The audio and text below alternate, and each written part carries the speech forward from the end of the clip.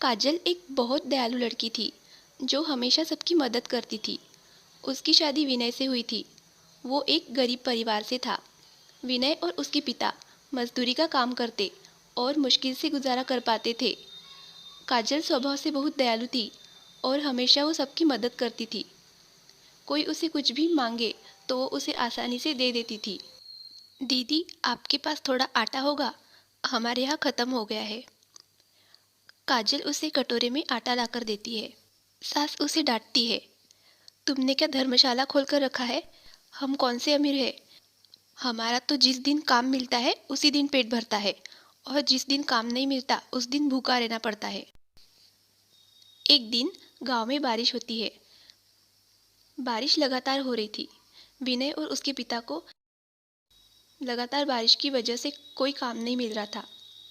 वो काम तलाशने जाते और वापस आ जाते। बारिश लगातार 5 दिन से शुरू थी।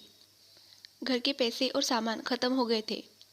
अब गुजारा करना मुश्किल हो रहा था। घर में खाना नहीं था।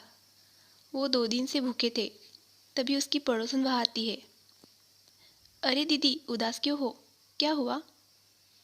आज हमारे यहाँ सब भूखे हैं। खाने के लिए कुछ भी नहीं है। इतना सुनते ही पड़ोसन अपने घर से खाना लेकर आई और काजल को दिया। ये खाना खा लो, तुमने हमारी बहुत मदद की थी।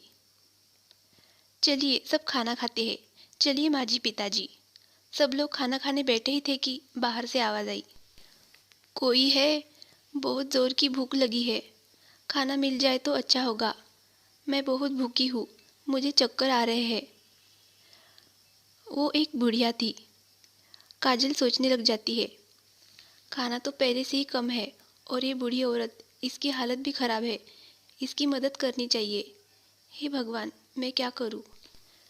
सास बाहर आकर उस बूढ़ी औरत को डांटती है, कोई खाना नहीं है, निकलो यहाँ से। ऐसा मत कहो, मेरी हालत बहुत ख़राब है। आज भूख की वजह से तो मेरे प्राण ही निकल जाएंगे। ऐसा कर कर वो बूढ़ी औरत रोने लगती है। माँ जी, इसकी हालत बहुत ख़राब है। मुझे डर लग रहा है कि इसको कुछ हो न जाए। हमें इसे खाना देना चाहिए। काजल खाना परोस के उस बूढ़ी औरत को देती है। बेटी, ज़रा और लाओ, बहुत भूख लगी है। काजल फिर से उसे खाना लाकर देती है। बेटी, खाना होगा तो थोड़ा और लेकर आओ, बहुत ज़ोर की भूख लगी है। इस तरह से बूढ़ी औरत सारा खाना खा लेती है और घर के सारे बर्तन खाली हो जाते हैं। काजल की सास और पति विनय काजल से नाराज़ हो जाते हैं। एक तो बड़ी मुश्किल से खाना मिला था, वो भी तुमने सारा इसको खिला दिया। काजल चिंतित होकर रोने लगती है। तब बूढ़ी औरत कहती है, बेटी, मैं बहुत खुश हूँ तुमने मुझे खाना खिलाया। इसी तरह सबकी मदद करती रहना। ऐसा कहकर वो एक कटोरा काजल को देते हुए कहती है, ये लो कटोरा, इसे रख लो। जब कभी तुम्हें कुछ चाहिए हो तो इस कटोरे में देखकर बोलना। थोड़ी देर में इस कटोरे में वो पकवान बनकर तैयार हो जाएगा। काजल कटोरा लेकर अंदर जाती है और कटोरे में देखकर चावल बोलती है। थोड़ी देर में कटोरा चावल से भर जाता है। ये सब देखकर काजल को बहुत आश्चर्य होता है।